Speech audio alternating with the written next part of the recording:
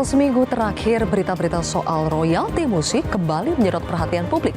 Kali ini dipicu pengusaha restoran Waralaba yang ditetapkan menjadi tersangka karena tidak membayar royalti musik yang diputar di restorannya sejak tahun 2022. Fakta ini langsung membuat para pengusaha kafe dan restoran lainnya panik.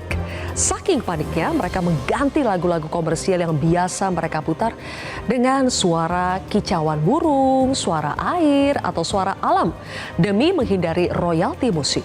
Tapi cara ini pun ternyata tak bisa mengakali kewajiban membayar royalti. Lembaga yang bertugas mengumpulkan royalti musik, LMKN, menegaskan suara burung dan sejenisnya sekalipun tetap kena royalti. Menurut keputusan Menkumham tahun 2016, tarif royalti untuk usaha kafe dan restoran sebesar Rp120.000 per kursi per tahun. Menanggapi keresahan para pelaku usaha ini, Wakil Ketua DPR Sufmi Dasko Ahmad meminta Kementerian Hukum untuk membuat aturan yang tidak menyulitkan. Menteri Kebudayaan juga ikut menyoroti permasalahan royalti musik ini. Fadlizon berjanji akan merumuskan aturan yang adil bagi para pemilik usaha dan para musisi serta pencipta lagu. Akankah persoalan royalti musik ini menemui titik terang? Inilah kontroversi selengkapnya. Berisik royalti musik bersama saya, Zilvia Iskandar. Pemutaran dari layanan digital service provider seperti yang sedang saat ini digunakan itu saya memohon tolong membaca disclaimer-nya bahwa memang aplikasi-aplikasi itu tidak boleh digunakan untuk keperluan komersial. Setelah penggunaannya pribadi lalu digunakan di dalam proses usaha, ini kita perlu tambahkan license-nya yang kita sebut dengan public performing license yang memang di tata kelolanya diamanatkan kepada LMKN.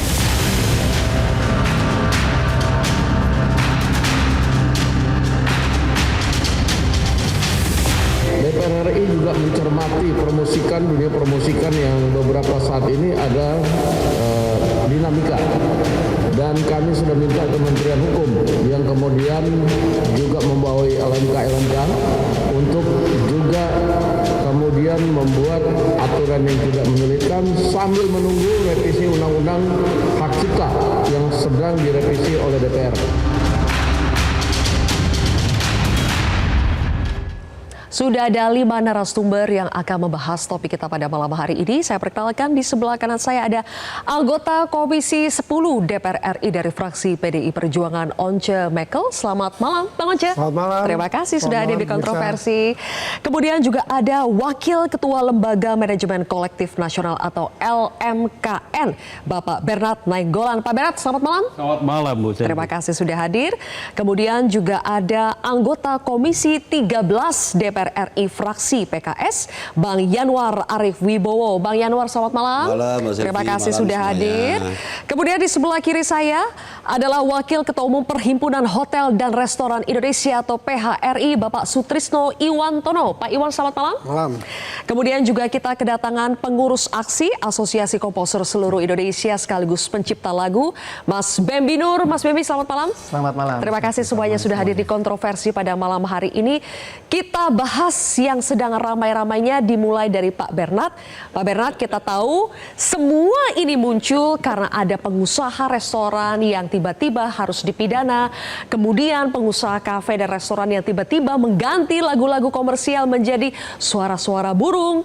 Dan akhirnya semua pertanyaan tertuju kepada LMKN. Kenapa harus sampai seperti ini, Pak? Kenapa harus ada sampai ditetapkan jadi tersangka?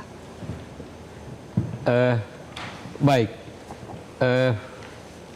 Teman-teman sekalian di studio, saya kira nggak begitu-begitu amat ya masalah persoalan burung ini ya. Undang-undang kita sebenarnya sangat teliti melihat keseimbangan dari para pencipta, penyanyi, dan juga pengguna, termasuk PHRI dari Pak Sutrisno. Jadi niat kita adalah bagaimana para pencipta ini terlindungi, dan semakin kreatif untuk mencipta lagu, dan penyanyi juga saya kira harus mendapat jaminan bahwa dia semakin kreatif dalam menyanyikan lagu-lagu. Sebab antara lagu dan pencipta dan penyanyi itu adalah hubungan yang mestinya tidak dipertentangkan satu dengan yang lain. Mereka itu saling mengisi.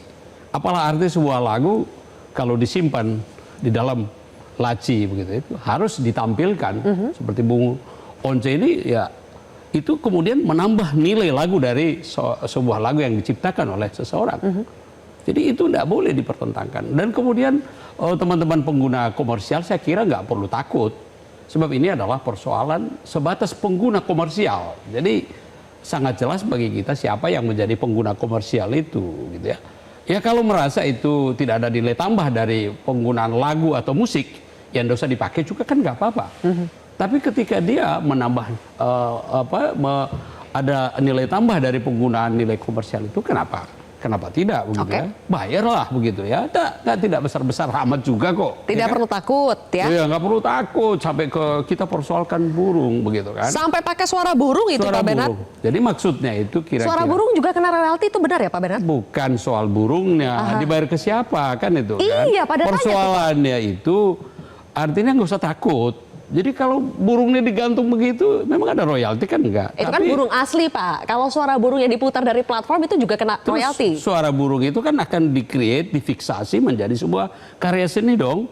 Apakah direkam, apakah itu kan ada tindakan-tindakan tertentu yang dilakukan sehingga itu menjadi karya. Intinya ada penciptanya, ada dong, ada yang buat. Ada dong. Makanya yang tetap harus bayar royalti. Royalti dong. Oke, kan baik. itu. Jadi bukan soal burungnya, bukan gitu loh. Itu jelas ya Bung Oce ya. Ada lagi yang bertanya Pak, kalau begitu bayarnya ke siapa? Penciptanya kan kadang suka nggak ketahuan siapa. Oh kalau itu kita cari.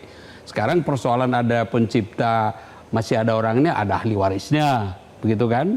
Jadi memang pencipta itu kan sebenarnya itulah tujuan dari undang-undang kita, supaya ahli waris juga terlindungi, tidak hanya pencipta, ada batas waktunya juga. Bakal dicari siapa pencipta suara burung itu ya Pak? Tapi ditelusuri, repot sekali kalau Pak. pengguna restoran itu mencari siapa penciptanya dan siapa ahli warisnya, capek dong. Clearing house-nya ada di LMKN Serahkan atau di kepada LMK LMKN. dong.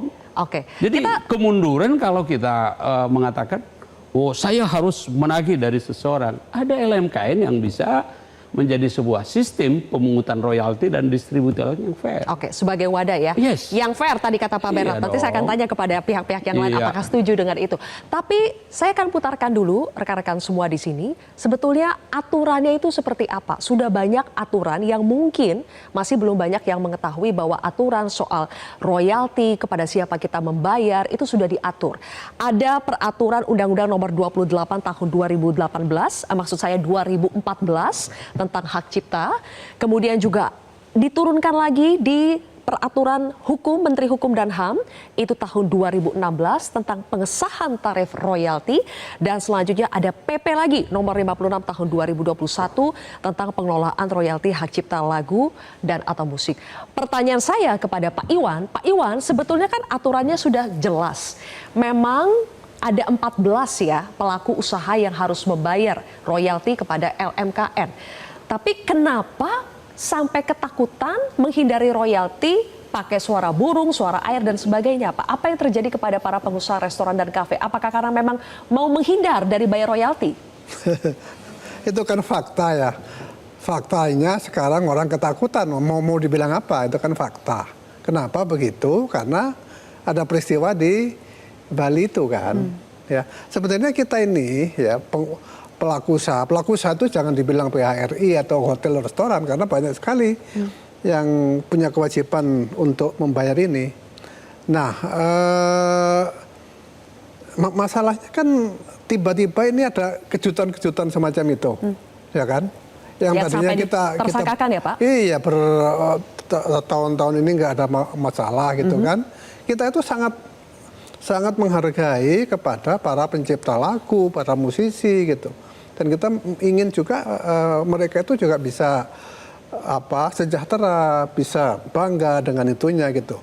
Nah, hanya saja memang kita memerlukan transparansi. Bagaimana sebenarnya proses itu bisa sampai ke sana. Ini kan disebut komersil ya. Kalau komersil itu kan berarti ada transaksi jual beli kan gitu gampangnya. Di sana yang menciptakan saya beli. Tapi saya harus ada kepastian dong bahwa yang saya bayarkan ini sampai. Gitu kan. Selama ini kurang transparan Pak Iwan? saya melihatnya begitu karena yang datang ke kita nggak menjelaskan ini lagunya siapa, LMK kamu anggotanya siapa, kan ada kewajiban itu. Si anggota ini harus kasih surat kuasa kepada LMK untuk nagih. Nah, lagunya yang mana? Ya kan sekarang ada sistem informasi lagu ya. Itu kan sebenarnya menurut PP tahun 2021 kan selama 2 tahun harus ada. Ini sudah tahun berapa? Sampai sekarang nggak ada. Lah kita nggak tahu ini lagu siapa misalnya kan. Kita putar lagunya Gundul-Gundul Pacul misalnya. Ya kan? Atau Ilir-Ilir gitu kan. Itu lagunya siapa? Siapa yang punya ini? Ya kan? Yang punya Sunan Kalijogo. Nah itu sih di mana ahli waris Cawang itu? Kita juga nggak tahu ceritanya. Tadi kan Pak Berat bilang nggak usah pusing kalau yang itu urusan LMKM. Ya tapi bagaimana LKM membuktikan bahwa itu sampai kepada mereka? Kalau datang ke kita, dia nggak bisa menunjukkan mana yang Anda tagih. Saya seharian muter lagunya Bang Once misalnya atau Bang Benny ya. Bang Benny, saya puter nih. 1 hari penuh puter dia punya. Oke. Besok puter dia juga. Sebulan muter dia. Mestinya saya bayarkan ke beliau kan yang punya berhak. Ya. Ini ada nggak kepastian bahwa yang kita keluarkan uangnya itu sampai Benar-benar sampai ke penciptanya. Iya. Tidak transparan selama ini? Ya, kita nggak tahu, dan sosialisasinya juga banyak yang nggak ngerti. Ini fakta loh.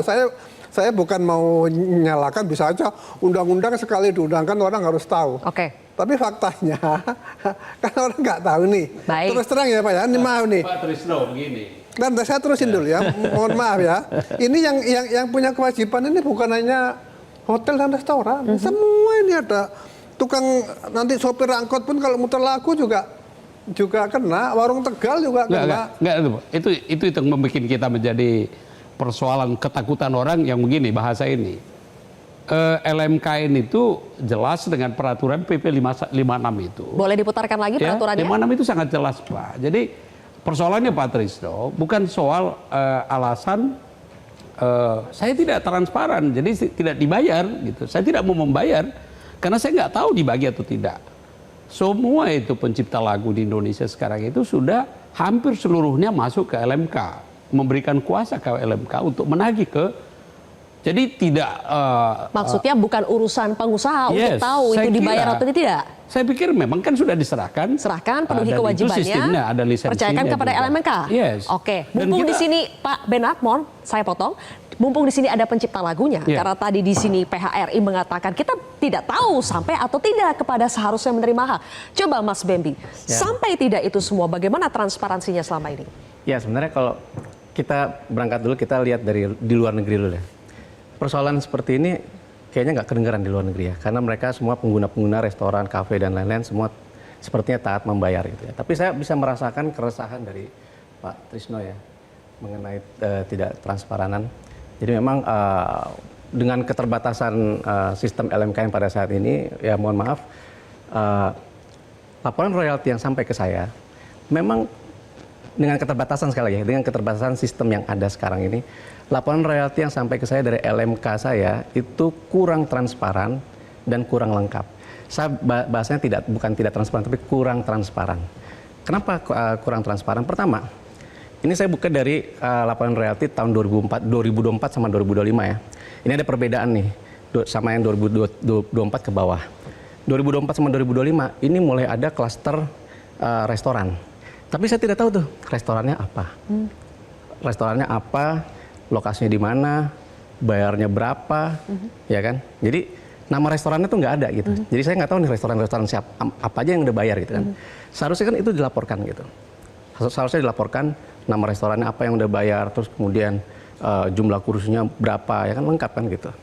Terus kemudian tapi di 2025 ini sudah ada perkembangan, walaupun nama restorannya belum ada ya. Waktu 2024 ke bawah, bahkan tidak ada klaster kafe dan resto, Mbak. Oke. Cuman klaster general aja. Jadi saya udah nggak tahu lagi tuh, yang mana yang restoran. Dari siapa? Restorannya aja nggak ada. Jadi cuma ada nominalnya saja, Mas Bembi. Kalau sekarang udah ada restoran tapi nggak ada namanya. Jadi restoran tuh kayak udah langsung rekap kayaknya, udah berapa banyak restoran. Dari restoran berapa gitu. Jadi saya nggak tahu tuh restoran mana aja yang udah bayar gitu. Ini saya yakin pencipta-pencipta lain yang kemudian membaca laporan royalti juga bertanya-tanya. Sebenarnya ini si Indonesia Raya ini kan banyak restoran kan. Gitu. Yang mana aja yang udah bayar gitu kan. Nah, terus kemudian saya bilang kenapa kurang lengkap?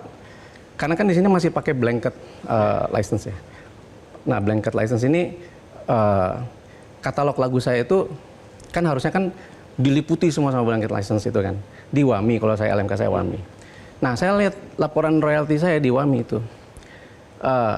Katalog lagu saya nggak lengkap. Gitu.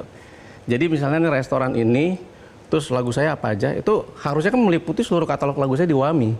Yang namanya blanket kan. Tapi itu tidak juga gitu. Sehingga memang kurang lengkap dan kurang transparan ini menjadi PR, Pak, untuk LMKN. Oke, kurang lengkap, kurang transparan, nanti boleh ditanggapi, termasuk kita ingin mendengar dari wakil rakyat kita, melihat persoalan ini seperti apa. Masih ada Bang Once dan juga Bang Yanuar di sini, sesaat lagi pemirsa.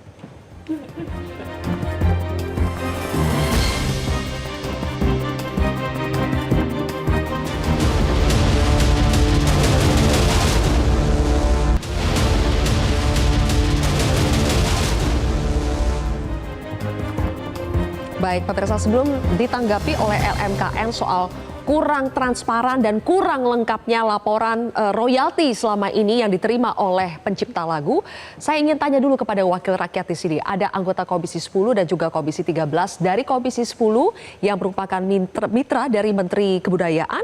Menteri Kebudayaannya sudah angkat bicara, Bang Once. Kita akan coba carikan aturan yang tidak menyulitkan semua pihak.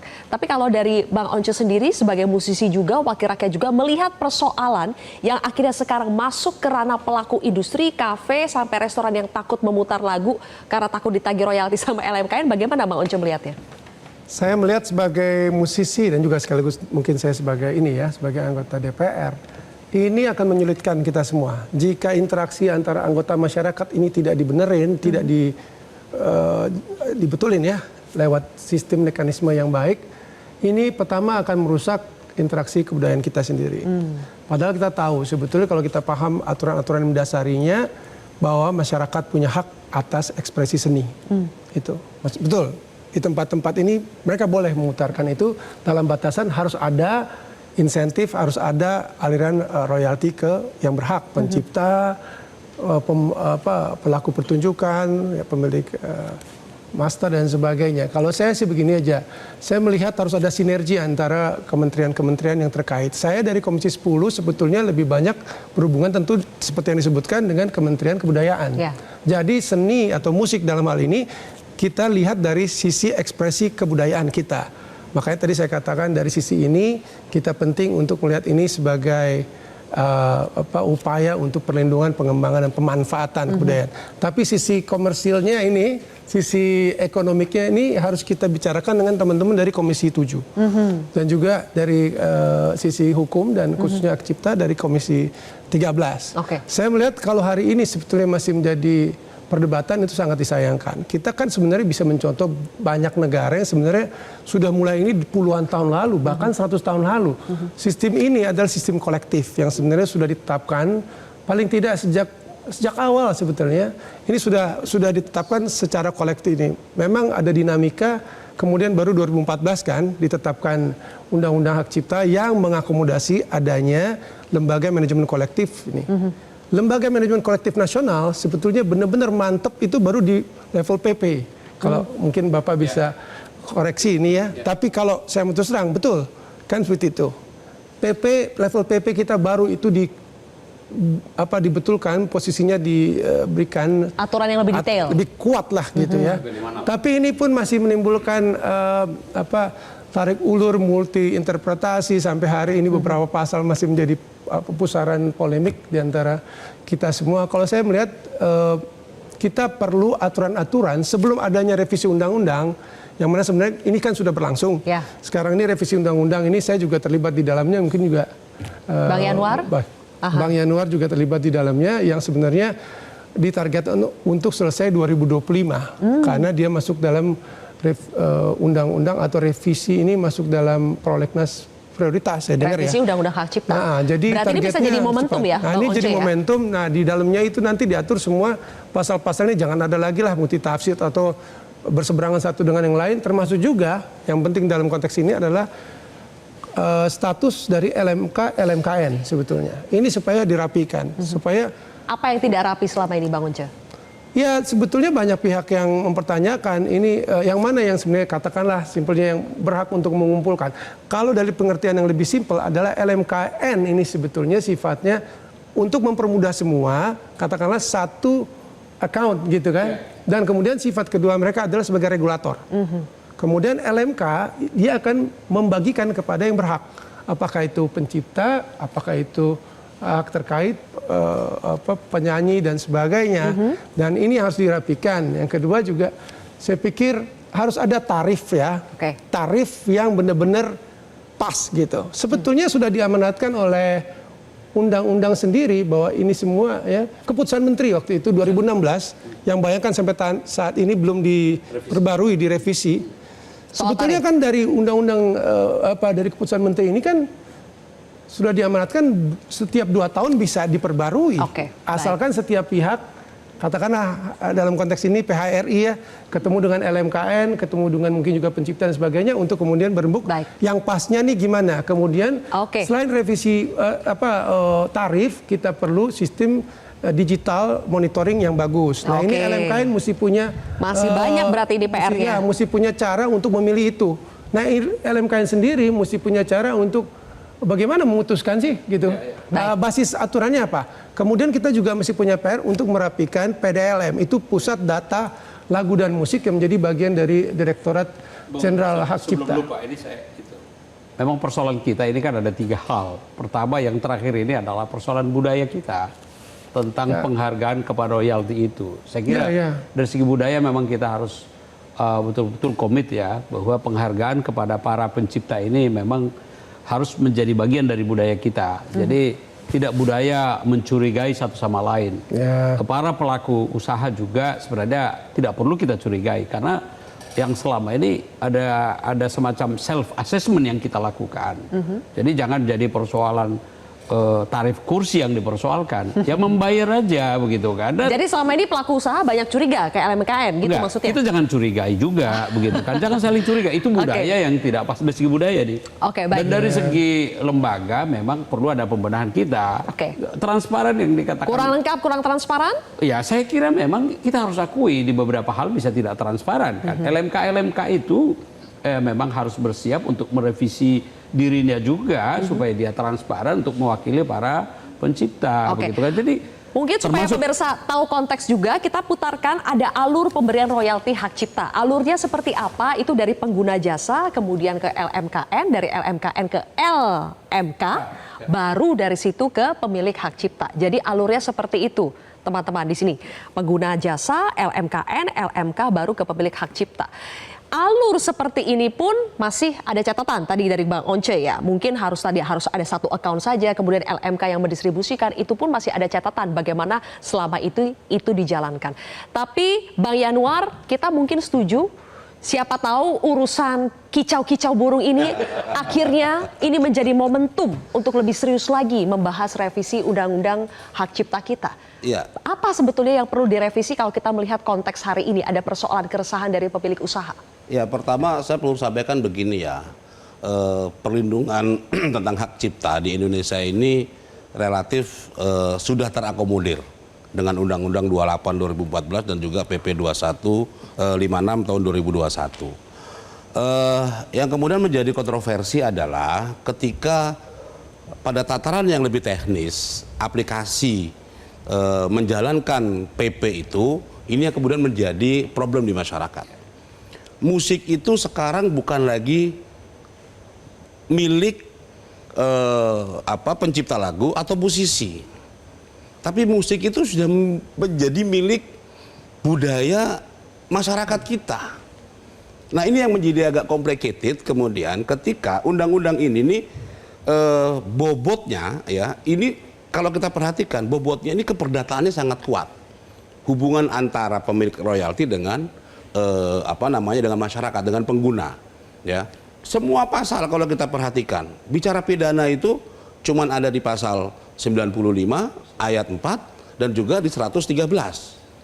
Bahkan di pasal 95 itu sudah sangat jelas bahwa pengadilan yang berhak mengadili urusan hak cipta ini itu hanya pengadilan niaga. Bagaimana terkait dengan pidana? Itu ketika terjadi pembajakan. Dan Sekarang kalau sudah ada kasusnya yang pidana. Nah, makanya ini yang perlu menjadi atensi kita, yang kemudian menjadi kawan-kawan Jadi takut. pengguna ini pada takut semua. Kok bisa kayak begini gitu loh? Kenapa mengedepankan upaya-upaya hukum penindakan seperti itu? Nah, ini yang menjadi agak aneh gitu. Nah, kalau kita perhatikan konsep pidananya itu kan seharusnya yang melaporkan adalah yang pemilik royaltinya itu. Tapi kalau kita perhatikan ini yang LMK melakukan Bali. LMK. Padahal tugas LMK itu di dalam regulasi kita itu cuma 3. Menarik, menghimpun, dan mendistribusi. Tidak ada tugas melaporkan, tidak ada tugas menuntut. Ini koreksi Bang Yanuar kepada LMKN Oh iya, kah? betul. Oke. Nah, saya juga khawatir begini Pak Bernard ya. LMKN ini di dalam regulasi kita diatur memang berapa persentase yang akan dikelola oleh LMK dan LMKN. Itu 20% dari seluruh dana royalti yang dihimpun. Nah, saya tidak ingin kemudian LMKN berpikir untuk mendapatkan proporsi yang besar, kemudian menyasar semua pihak, gitu. Sampai burung pun dipermasalahkan gitu loh, iya kan? Nah, ini kan ada kekhawatiran. Jangan kemudian ya masyarakat yang disalahkan terus-menerus, tidak taat hukum, tidak menghargai property right dan segala macam, ya. Saya pikir LMKN juga mengedukasi dua sisi, baik pengguna maupun pemilik royalti. Sehingga ini berimbang begitu. Jangan sampai kemudian ya LMK yang diberi kewenangan untuk menarik, menghimpun dan mendistribusi kemudian punya interest personal di situ. Adakah indikasinya sejauh ini, Pak Yanuar? Nah, sekarang begini ya. Personal interest tadi? Ini kan menebar ancaman kemana-mana, gitu loh. Menebar ketakutan kemana-mana dan itu fakta. Kawan-kawan UMKM penggiat anak-anak muda yang memulai usaha-usaha kafe dengan harapan dengan YouTube yang di-style di kafenya bisa menghibur masyarakat yang datang. Dan menurut saya sebenarnya kalau kita lihat ya musik di restoran, di kafe atau di warkop gitu ya, di angkringan-angkringan ini kan bukan main course. Orang datang ke sana itu kan mau makan, cuman dapat tambahan suasana, kan begitu. Sebentar. Beda dengan misalnya orang karaoke, orang datang konser, memang dia menikmati musiknya, dia nggak peduli makanannya apa, gitu loh. Tapi coba kita tanya nanti ke pencipta lagu ya, sepakat nggak dengan itu ya? Begini, dengan nanti. pengusahanya di sini. Tapi kita harus jeda terlebih dahulu ya Bapak-Bapak ya. Kita lanjutkan di segmen berikutnya ya, perdebatan ini ya. Sesaat lagi pemirsa, tunggu di Kontroversi.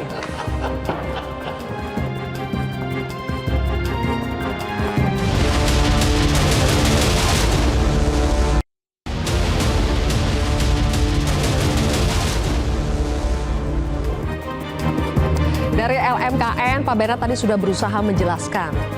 Kritik tadi soal kurang lengkap, terbatas, kemudian kita tidak tahu pengusaha sudah bayar nggak, tahu dibayarkan nggak, beneran dibayarkan nggak ke penciptanya. Coba dari Mas Bembi, tanggapannya apa dari jawaban Pak Bernard tadi? Saya ini selalu memperhatikan laporan royalti saya yang dari LMK saya, LMK WAMI ya. Jadi makanya saya tahu tuh 2024 ke bawah tuh nggak ada tuh klaster restoran, kafe itu nggak ada, cuma general aja. Terus kemudian 2004-2005 ada klaster tapi belum ada namanya. Sekarang gini pertanyaannya kan, kalau misalnya nih, taruhlah tadi tuh ada restoran kan banyak banget nih di Indonesia Raya. Seandainya mereka semua bayar gitu, atau misalnya Mie Gacoan itu yang lagi kasus terus kemudian bayar.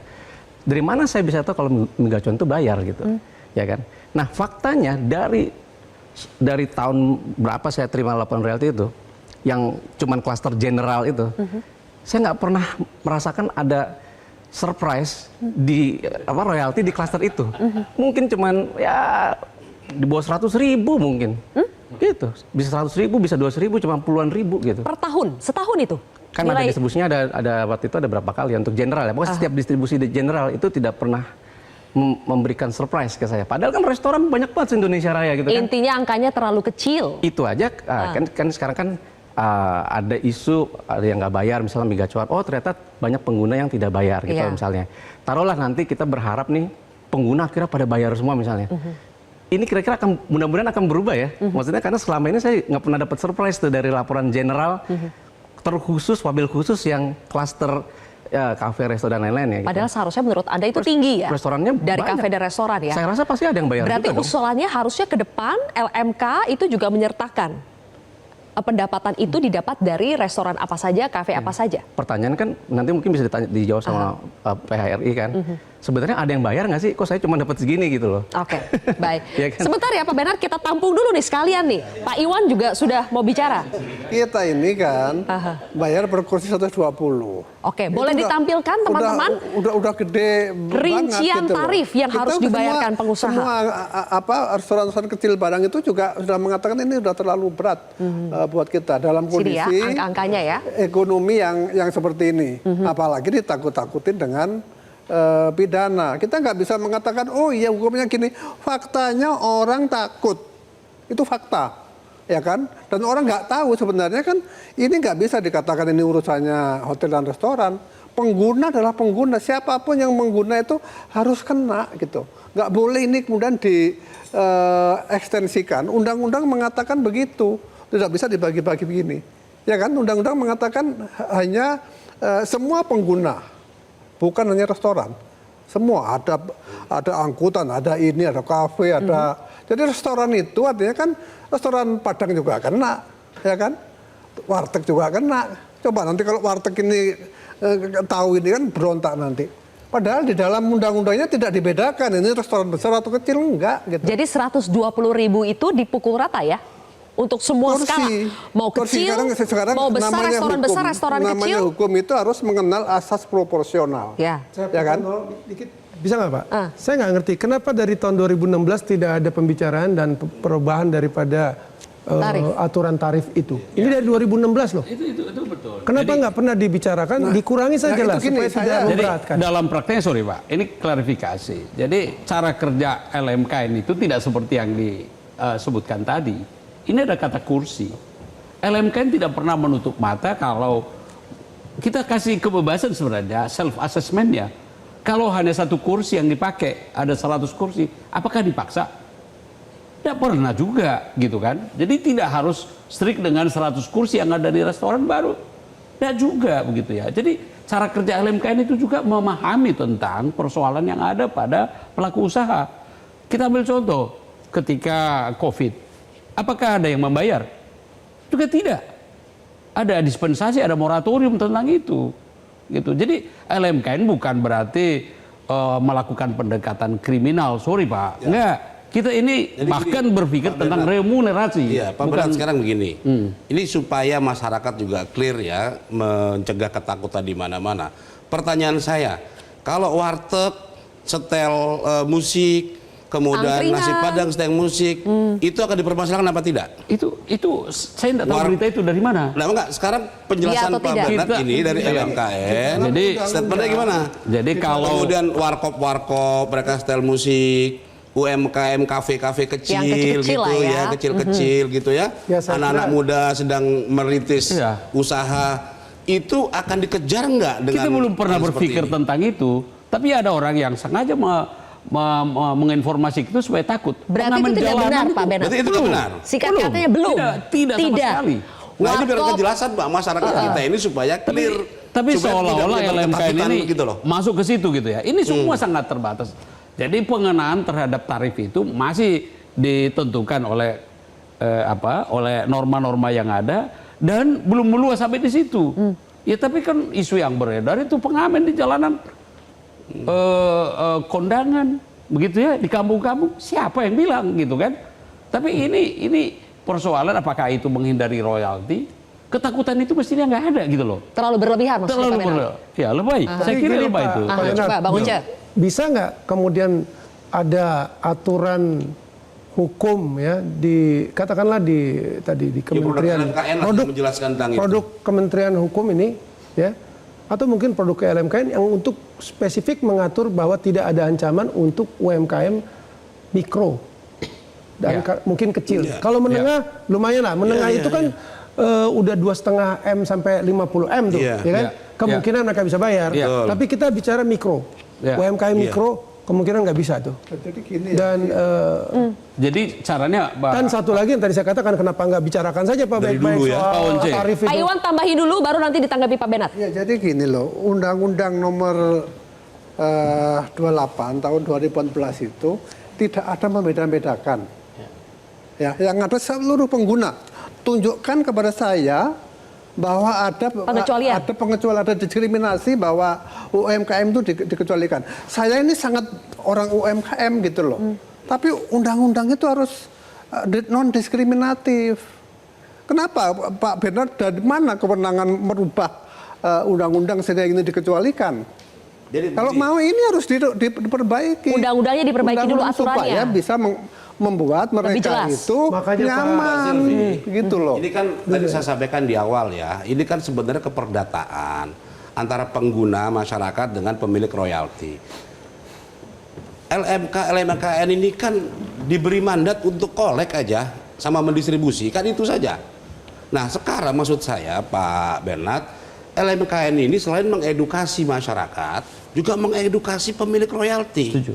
Gitu loh, Setuju. bahwa ini ada loh masyarakat sosial kita yang di mikro, warteg segala macam, boleh dong ya nggak kita pungut ya, kira-kira begitu. Sehingga masing-masing ini punya pemahaman yang sama. Nah tentu seperti yang Bang Once bilang, pengusaha yang kira-kira sudah punya profitable yang cukup untuk bisa menghargai musisi kita, pencipta lagu kita gitu ya, ya mbok ya gitu loh. Kalau misalnya mendapat keuntungan dari situ, bayar royaltinya gitu loh. Nah ini kan keperdataan. Nah kalau dari sisi pemilik royalti kemudian, oke deh yang UMKM tolong LMKN yang ini nggak usah dipungut, why not? Kita ini negara Pancasila loh gitu loh. Kalau saya berpikir sih Banyak sebetulnya kearifan, banyak wisdom yang perlu setuju, diambil gitu loh. Sebetulnya saya kira prinsip yang harus kita pegang satu, tidak boleh memberatkan. Ya, Artinya jumlah dari persis tarif, besaran tarif itu dalam di restoran, mau di hotel, mau di pesawat terbang, apapun yang digunakan itu Oke. dalam rangka ekonomis, jangan memberatkan. Itu kan sebenarnya bisa dikumpulkan secara masif. Dan di sehingga undang-undangnya jumlahnya disebutkan besar juga. harga yang wajar. Oke. Iya. Disebutkan Oke. harga yang wajar. Masih ada satu Memang sudah segmen lagi ditetapkan Bapak-Bapak. begitu. Iya. Wajar dan adil untuk Wajar betul. adil, Betul. wajar adil mungkin takaran orang beda-beda. Nanti kita Betul. akan bahas ya, solusi konkret jangka pendek yang bisa dilakukan itu apa. Sekarang tanpa sosialisasi bahwa di UMKM nggak usah lah. Sudah banyak Pak musisi-musisi yang muncul, pencipta lagu yang muncul dan bilang bahwa udahlah kalau kafe restoran mau puter lagu mereka puter aja, saya gratiskan. Sudah banyak gerakan-gerakan seperti itu. Bagaimana tanggapannya? Sesaat lagi tetap di Kontroversi.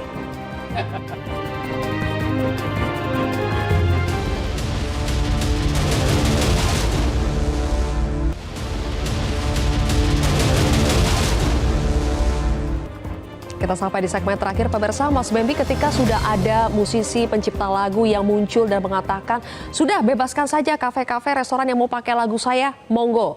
Seperti Dewa 19, Juicy Lucy, Charlie dan sebagainya. Kalau dari Mas Bembi sebagai pencipta lagu, apakah ini bisa menjadi solusi atau ini tidak solutif juga sebetulnya? Ya, jadi memang kan ini kan ada satu keresahan dan ketakutan. Ya mungkin ini statement-statement itu untuk menjadi Penyejuk lah ya. semacam penyejuk aja sih sebenarnya gitu kan, karena juga kan dalam satu kafe gitu kan lagunya juga harus banyak, misalnya gitu restoran juga kan lagunya juga harus banyak ya. Tapi kalau misalnya tiba-tiba pernyataan-pernyataan seperti ini diikuti sama semua pencipta, nah itu gimana itu nanti di LMKN kan gitu. Tapi sih kalau bagi saya kembali lagi, bahkan yang kita takutin nanti malah kafe dan resto dan lain-lain ini malah menggunakan AI nanti. Menggunakan AI itu udah produknya, masternya dia yang bikin, penyanyi yang penciptanya udah langsung jadi. Itu lebih singkat lagi. Dan akhirnya mereka mungkin bisa pegang sendiri. Begitu ditagih bingung juga, nih terdaftar di LMK mana nggak didaftar juga. Oke. Kan gitu. Itu ya, tapi semoga tidak terjadi seperti itu karena Solusinya memang apa kalau begitu Mas Bembi yang ya, diharapkan? kalau dari saya sih tantangan terbesar itu ada di LMKN. Jadi harus memberikan royalty report yang transparan, ya kan. Jadi dari pengguna pun juga melihat, wah ini penciptanya nyampe kok gitu kan. Oke. Kalau tadi memang sudah disampaikan dari pihak PHRI kan ada kekhawatiran seperti itu gitu kan. Jadi ini PR yang sangat Jadi penting kalau sekali. transparan itu bisa membangun kepercayaan ya? Ya, jadi kita pencipta ini tahu nih siapa yang restoran mana yang bayar gitu kan. Gitu. Oke. Dari sisi Bang Yanuar, apakah solusinya adalah revisi Undang-Undang Hak Cipta atau bagaimana? Ya itu bisa saja terjadi, tapi yang paling penting buat kita semua bahwa harus dipastikan masyarakat terkecil, UMKM, mikro, warkop, warteg, ya masyarakat kecil, menurut saya ini harus dilindungi, Pak Bernard. LMKN harus jelas, harus transparan. Mana kira-kira unit-unit usaha yang kemudian bisa dikecualikan. Pertama, yang kedua, LMKN juga harus mengedukasi bukan hanya masyarakat pengguna, tapi juga musisi dan pemilik royalti.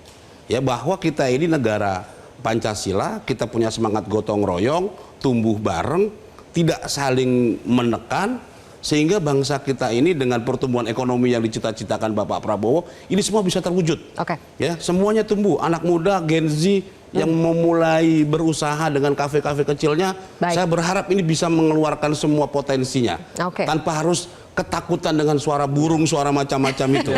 Oke, Pak Iwan, terakhir. Ya, saya kira gini ya, semua ini kan warga negara Indonesia yang harus tumbuh. Musisi harus tumbuh, pencipta lagu harus tumbuh, UKM juga harus tumbuh, perusahaan juga harus tumbuh.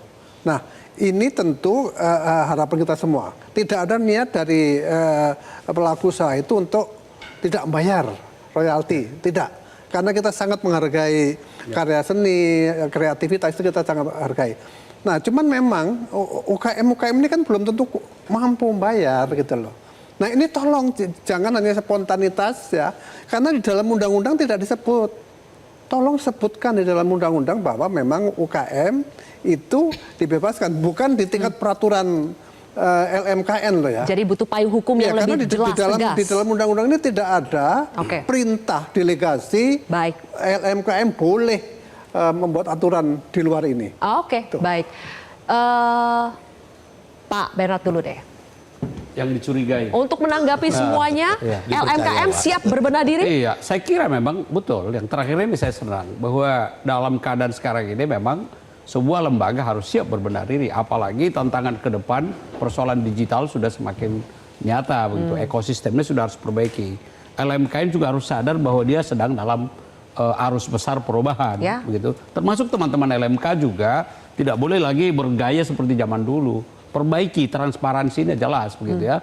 Apa yang disuarakan Pak Bedi itu benar, transparan dong. Bagi distribusikan itu dengan baik dan laporan pertanggungjawabannya jelas. Itu memang mimpi kita. Dan kemudian saya kira tentang ketakutan ini jangan ada yang takut. Saya kira apa yang dikatakan Pak Trisno senang sekali, berusahalah dengan baik. Bayar apa yang menjadi kewajiban. Toh nggak besar juga kok. Kasihan para pencipta ini, kasihan para penyanyi ini gitu kan.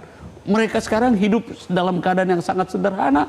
Ayo kita bantu mereka supaya mereka tetap kreatif, menghasilkan sebuah karya-karya yang bagus. Para penyanyi juga silakan.